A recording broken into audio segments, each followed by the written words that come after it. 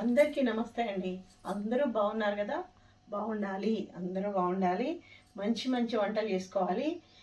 ఈరోజు నేను శ్రీదేవి సిరుల్లో మీకు వెల్కమ్ చెప్తూ ఎంత మంచి కర్రీ చూపిస్తున్నానంటే క్యాప్సికమ్ కర్రీ ఎంత సులభంగా చేసుకోవాలనే చూపిస్తా. చాలామంది క్యాప్సికమ్ మసాలా, గ్రేవీ ఇవన్నీ చేస్తుంటారు.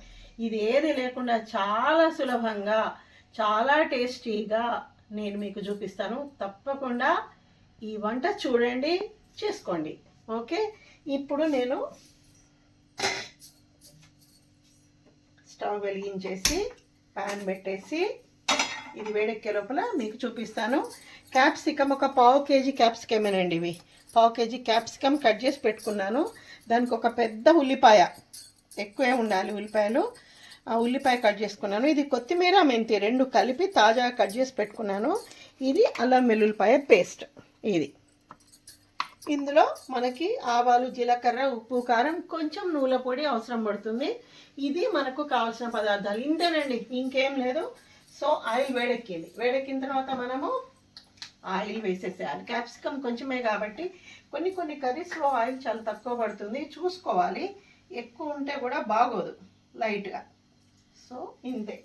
మీకు వీడియోలో ఎలా కనిపిస్తుందో నాకు తెలియదు, కానీ నేనైతే ఏది అవసరం ఉంటే అదే దాంతోనే అంతవరకే నేను వాడుతున్నాను. ఎక్కువ అవసరం అనుకున్న దాంట్లో ఎక్కువ వేసుకోవాలి, ఎందుకంటే రుచి కూడా కొన్నింటికి ఇంపార్టెంటే కాబట్టి. సో ఆయిల్ వేడెక్కాలి. ఇది ఆయిల్ వేడెక్కిన తర్వాత మనము యాజ్ యూజువల్గా ఏం వేసుకుంటామండి, ఆవాలు అండ్ జీలకర్ర. ప్రతిసారి చెప్తున్నాను, జీలకర్ర చక్కగా ప్రతి దాంట్లో వాడండి, చాలా మంచిది ఆరోగ్యానికి. సో ఆవాలు, జీలకర్ర వేసేసాను కదా, అది ఆల్రెడీ వేగిపోతున్నాయి చూడండి చక్కగా. ఇందులోనే వెంటనే మనం ఆనియన్స్ వేసేసుకోవాలి. ఇది ఆనియన్స్ వేసేసుకొని ఒక్కసారి కలిపేసుకోవాలి. ఫ్లేమ్ కొంచెం ఎక్కువ అనిపిస్తే ఇలా మీడియంలో పెట్టేసుకోవాలి. ఇది ఆనియన్స్, ఇది కొంచెం వేగాలి లైట్గా, ఎక్కువ కాదు, లైట్గా వేగాలి. వేగే లోపల నేను కొత్తిమీర పచ్చడి ఒక వీడియో మీకు అప్లోడ్ అవుతుంది. అందులో సమస్త మానవాళి ఆలోచించే ఒక సింపుల్ మెసేజ్ నేను ఇచ్చాను. అది తప్పకుండా కొత్తిమీర పచ్చడి చూడండి, అది అప్లోడ్ అవుతుంది. మరి ఇది ముందు అవుతుందో అది ముందు అవుతుందో నాకు తెలీదు, కాకపోతే మంచి వీడియో, చక్కటి రుచికరమైన పచ్చడితో పాటు చక్కటి సందేశం ఇచ్చాను. అది ఆచరించిన రోజు మన భారతదేశము మొత్తం ప్రపంచానికే తలమానికమవుతుంది అనడంలో ఎలాంటి సందేహం లేదు. చాలా చిన్నదే, కానీ ప్రతి ఒక్కరూ డెఫినెట్గా ఆలోచిస్తారండి. ఆలోచించలేరు అనే వాళ్ళకి ఇంకా నా దృష్టిలో ఇంకా వాళ్ళకి ఆలోచన భగవంతుడే పెట్టలేదు. ఇంకా మనం ఏం చేయాలని అనుకునే వాళ్ళైతేనే ఆలోచించరు, కానీ డెఫినెట్గా ఆలోచిస్తారు. నాకు ఆ నమ్మకం ఉంది, మనం అందరము మంచి వాళ్ళమే. సో ఆనియన్స్ వేగిపోయాయి.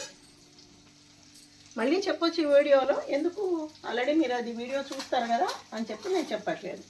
సో ఆనియన్స్ కొంచెం వేగిన తర్వాత మనం ఇందులో అల్లం వెల్లుల్లిపాయ పేస్ట్ మనం ఒక 1/2 స్పూన్ వేసేసాను, పావు కేజీ కాబట్టి. ఇది వేసేసి ఇది ఒకసారి కొంచెం కలపాలి. ఇది ఒకసారి కలిపేసి కొంచెం లైట్గా ఇందులో మిక్స్ అయిపోవాలి.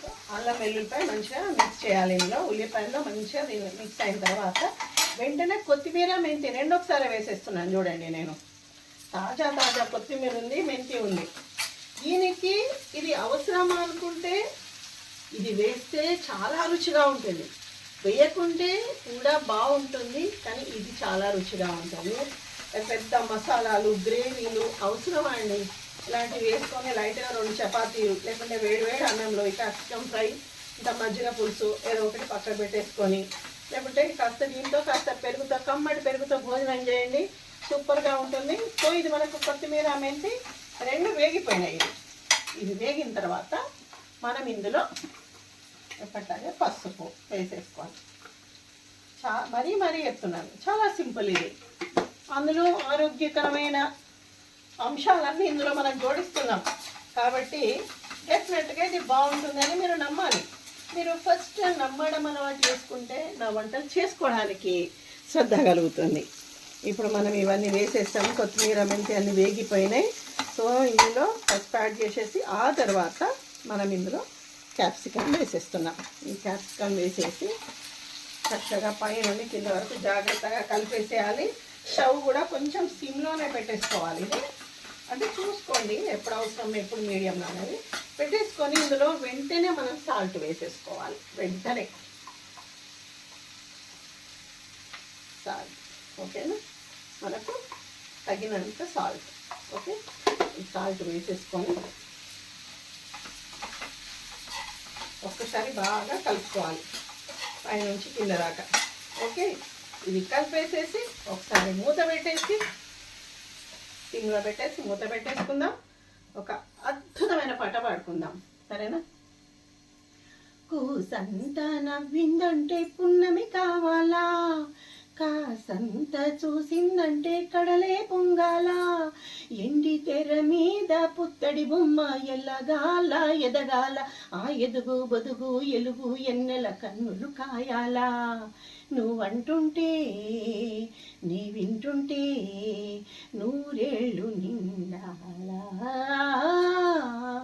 సీతాలు సింగారం మాలచ్చి బంగారం, సీతామలచ్చిమంటే శ్రీలక్ష్మి అవతారం. సూపర్ సాంగ్ కదా. తాళ్ళూరి రామేశ్వరి గారని ఒక చక్కటి హీరోయిన్ అప్పుడు ఉండేది.